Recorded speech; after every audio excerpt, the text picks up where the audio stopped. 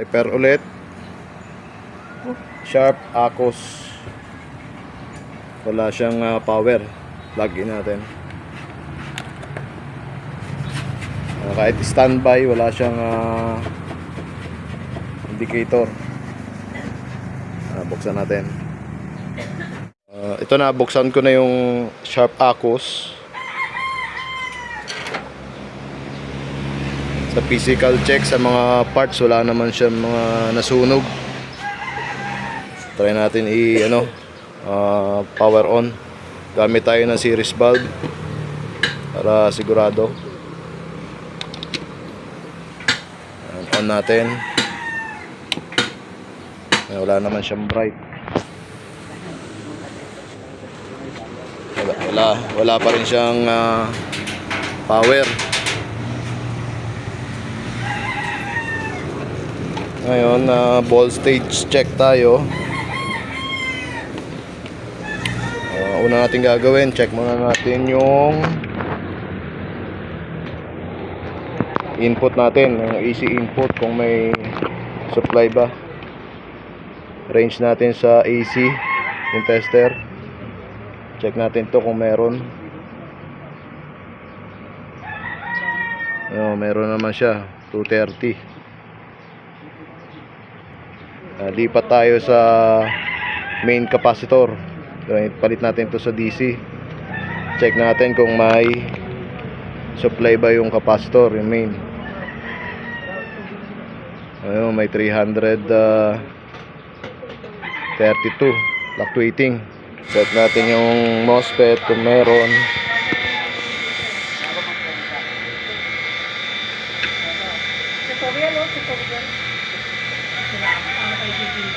May 300 rin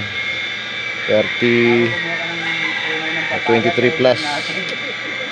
Check naman natin yung sa 12 volts kung meron. Ito yung capacitor ng 12 volts. Tingnan natin. Ayun siya, 3.4 lang. So, dapat ay 12 volts. Ayan, bakasin ko muna yung board. Tanggal ko muna sa saksakan para syempre makaiwas o safety muna.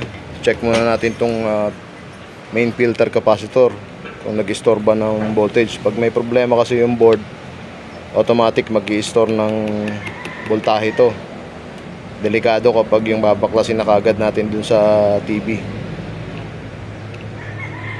Ayan, may 325 pa. Kaya dapat muna natin to i-discharge bago tayo mag-proceed na tanggalin tong board. Gamit na lang tayo screw.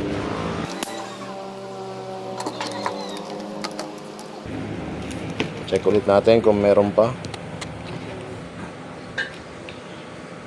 Wala na.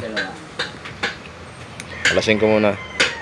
Natanggal ko na si power supply board. Check natin. Plug in ko lang.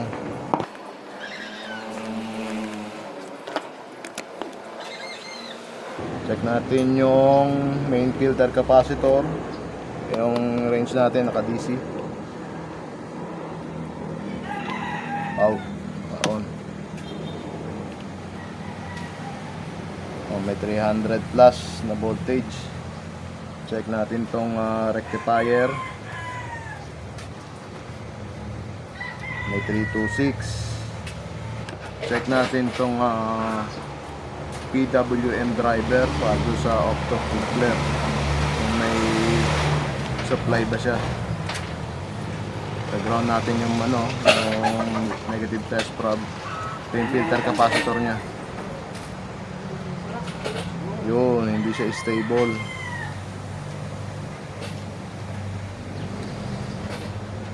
Fluctuate lang siya, fluctuate. Check natin yung pin number 4 ng optocoupler. Ito yung optocoupler. Check natin yung voltage kung meron. Wala. Mas mabilis na paraan para hindi na tayo mag trace kung paano siya i-repair. kabit tayo ng 5 wire. Ito yung 5 wire. Sa pagkakabit ng 5 wire, yung kailangan nating alisin itong regulator MOSFET na to. Yan. Ito yun, ito yung nasa heatsink na to. Tsaka kailangan nating i-disable yung supply ng PWM. Ito yung PWM IC, or need natin tanggalin, o tanggalin na lang natin para sigurado hindi na tayo magtanggal ng mga supply sa kanya. Aalisin natin itong dalawa, regulator tsaka itong PWM IC.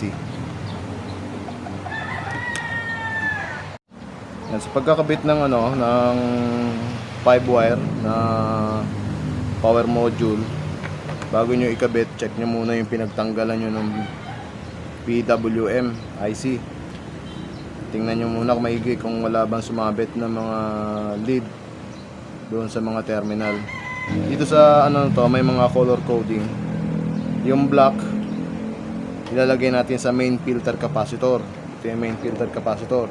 Ilalagay natin sa negative ng capacitor, sa main filter, yung black.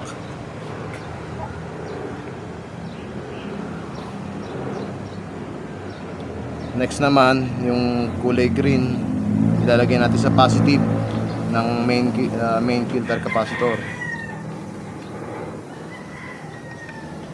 At yung yellow ilalagay natin dito sa gate ng MOSFET, ng rectifier MOSFET. Dito natin ilalagay sa gate, yung gitna. Sa gate, sa drain pala, sorry, sa drain. Ito sa drain natin siya ilalagay.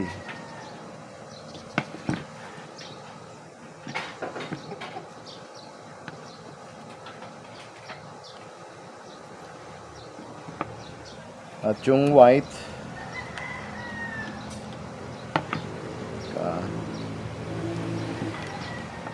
white ilalagay naman natin dito sa pin number 4 ng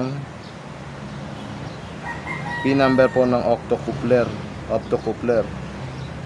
Ito yung 1, 2, 3, 4. Pero dapat pag ilalagay itong 5 wires na to, make sure na yung number 3 na pin ng optocoupler ay naka connected dito sa primary na ground. Ito number 3 ay naka-connected sa ground primary o hot ground. Naka-connecta siya. Ayan, number 3. Kaya yung white ilalagay natin sa number 4. Then yung last, yung red ay ilalagay natin sa filter capacitor ng supply ng PWM. Ito yung dating PWM na tinanggalan natin. Ito.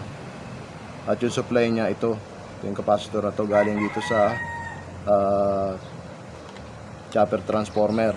Ito yung filter capacitor ng PWM. Doon natin siya ilalagay sa positive nun. Ito yung positive niya. Ito yung negative, ito yung positive.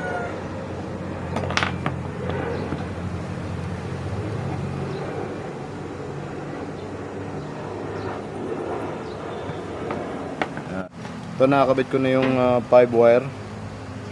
Check na lang natin yung voltage.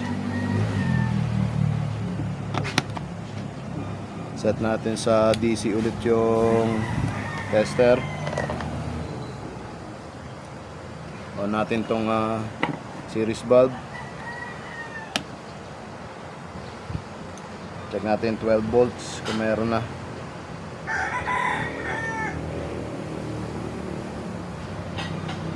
Meron na siyang 1218 filter capacitor, 1218 supply ng backlight 28. Check natin, kabit ko lang sa board niya, sa sa mismong TV niya. Yan, nakakabit na siya. Plug in na natin, turn on. Ayan, may ilaw na siya, may standby na siya.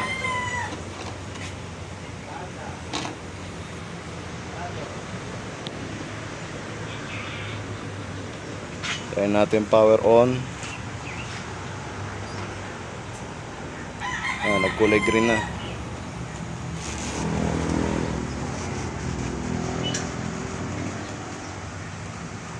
Nako po. Ang dami lumit. Ayun na, masaklap. Nasito ka tayo. Bali wala effort. Basag pala yung panel.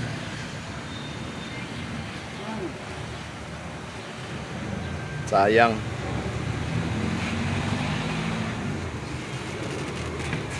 Gumana na siya, oh. Wasted.